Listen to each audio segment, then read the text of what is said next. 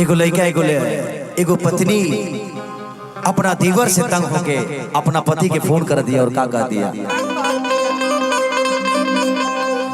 कि जब से गइल बड़ा बहरा देवरा पागल बा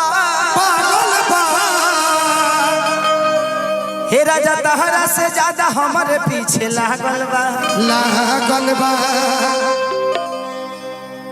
कि रोजया बतानी कि अरे घरवा से सोच के कि दारू असर कोइला से ये करा के बरहज के और दिया कह दिया कैसे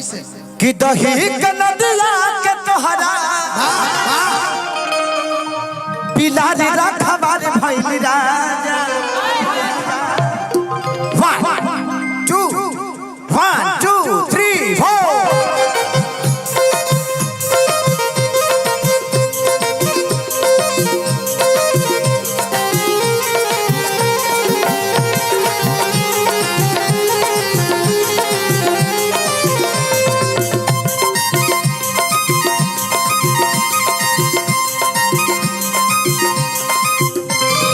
दही के नदिया के तोहरा बिलारी रखवार भइल राजा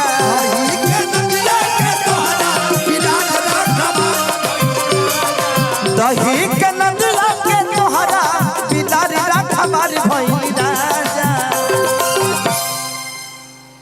तो लगे ई देवा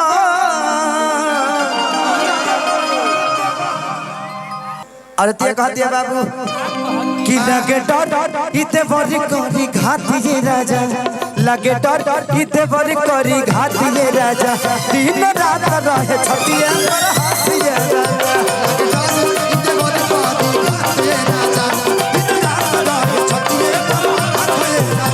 लगे डर इते बड़ी करी घाती ये राजा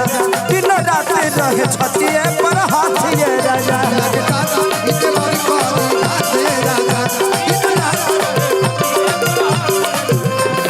धूप में निकला ना करो रूप की रानी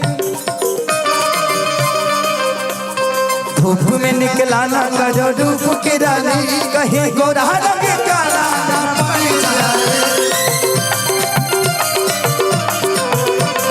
पंथ है पथरीला पैदल न चलो